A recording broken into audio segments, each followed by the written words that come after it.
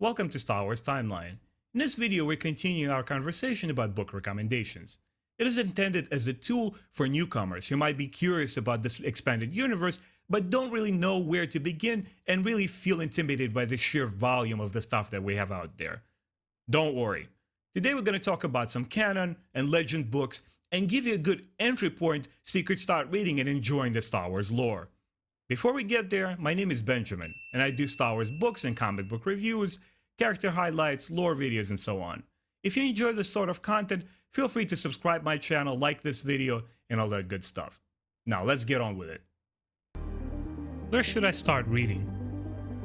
What is canon versus legends? When does the story begin? The answers to these questions is right here on Star Wars Timeline. In one of my earliest videos, I went into full details explaining what the Star Wars Timeline is and how does it work. I explained the difference between legends and canon and so forth. I'll leave the link to that video below, but let's quickly recap and situate you guys to understand what's happening. Episode 4, A New Hope, is considered as year 0. All the stories, books, and comic books that take place after that are labeled as After Battle of Yavin or ABY. And all the stories happening before that is Before Battle of Yavin or BBY. Pretty simple. And for the purposes of this video, the only other thing that the newcomers need to understand is the difference between legends and canon.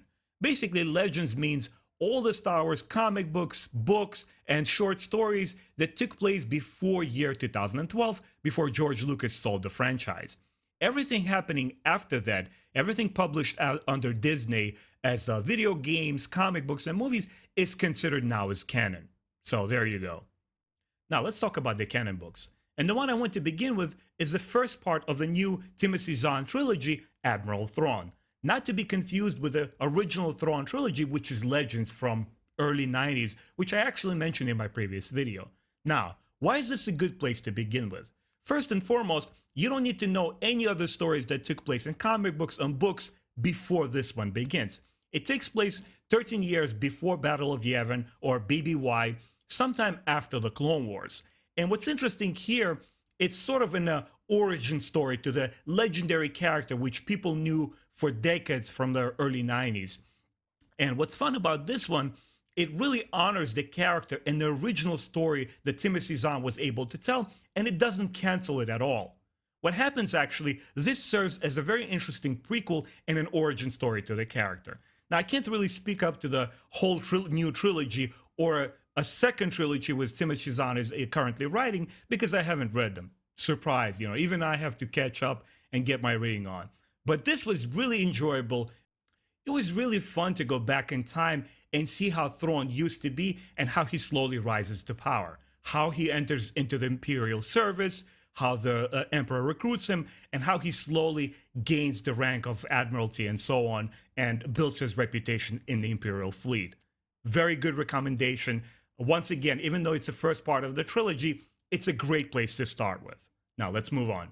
The next canon book I want to talk about is actually a tie-in with the popular video games Battlefront 1 and 2 by EA. It's called Battlefront Twilight Company, written by Alexander Freed. The story here takes place 6 years before BBY and goes on all the way to 3 years ABY. What's really cool here, it concentrates on a whole new cast, the 61st Mobile Infantry or the Twilight Company. There is no popular film tie-in cameos or prominent characters that we already know with. It's all new cast. And what's interesting here, it reads like a serious military novel.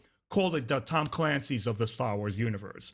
And it was really gritty and dark, and also reminds you of something that you saw in Rogue One, or just watching like a proper non-science fiction military action movie. Very cinematic, tons of action, and very adult-oriented book. Highly recommend this. You don't need to play the games or read anything prior to this to enjoy it. I had a blast with it. It's one of the cooler new books which really are intended for adults. And the last canon book I'd like to mention today is a young adult novel called The Weapons of a Jedi by Jason Fry. It takes place immediately after episode 4, and it concentrates, as you see on the cover, on Luke Skywalker. Don't let the fact that it's a young adult novel distract you guys. I absolutely loved it. It captures the likeness and personality of Luke Skywalker like I've never seen before in hundreds of novels that I read. It translates really well from the film screen into the novel. And it's because it's really short, it reads like an episode from a TV show or a chapter in an adult novel. It's a quick read, but it was utterly enjoyable. It's a fun little adventure there. It was interesting to see how Luke experiments with the Force and how he tries to learn the Jedi secrets and learn what happened with the Order. Very fun read. Highly recommend this book. Let's keep going. Now let's talk about some of the Legends books for the day. The first Legends book we're going to talk about today is the Old Republic novel called Revan. It's written by Drew Karpyshyn, and it takes place 3,900 years before Battle of Yavin, or 2 years after a very popular video game called Knights of the Old Republic 1 and 2, or KOTOR games as the fans like to call them. So this story takes place 2 years after. It features some of the characters from the game, but once again, it's not necessary for newcomers to play those video games to enjoy this book, because it gives you all the recap, all the nuance that you need to enjoy this character. What's really fun about this, it explores the early days of the Sith lore. It's surrounded by this mysteries of the Force and so on. And an added bonus for fans of the game, it features some of the other characters from the games that you would recognize. Highly recommend this book. It is often talked about in various Star Wars Facebook forums, and fans generally love this title. I highly recommend it. Let's keep going. The next set of Legends book I'd like to talk about are the MedStar duology. The first one is Battle Surgeon, and the second one is The Jedi Healer. They're written by Michael Reaves and Steve Perry, and the story takes place during the Clone Wars 20 years before Battle of Yavin. These two books feature none of the recognizable character. There's only one side character that you've seen in the prequels, but she also stars in the Clone Wars TV series, Barriss Offee, the Jedi Padawan. Other than that, it's all new cast. Guys, if I were to pick one of the top 5 all-time favorite Star Wars books that I've ever read, these would definitely fit the bill.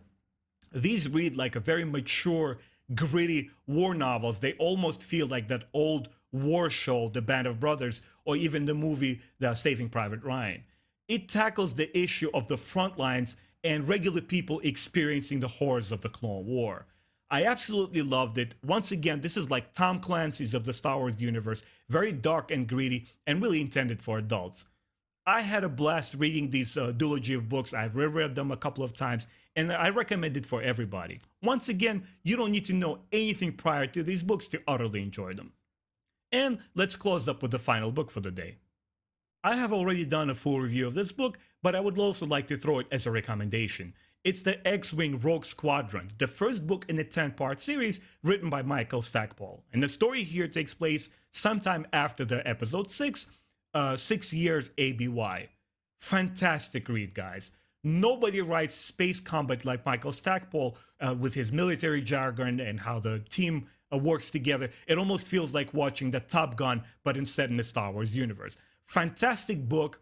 It features Wedge Antilles and some of the lesser known characters which were part of the Rogue Squadron in the movies, but mainly it's all new cast, and some of the characters here will later become prominent in Star Wars Legends lore. Highly recommended. Fantastic action, great space combat, and future Consequent books also have some ground combat as well. So that's it for today, guys. I really hope you enjoyed my book recommendations. If you like this sort of videos, please subscribe to my channel, hit the like button, and let me know in the comments below which other books you might have heard about and would like my recommendation or my review. Once again, thank you so much for watching, and I'll see you next time. Take care.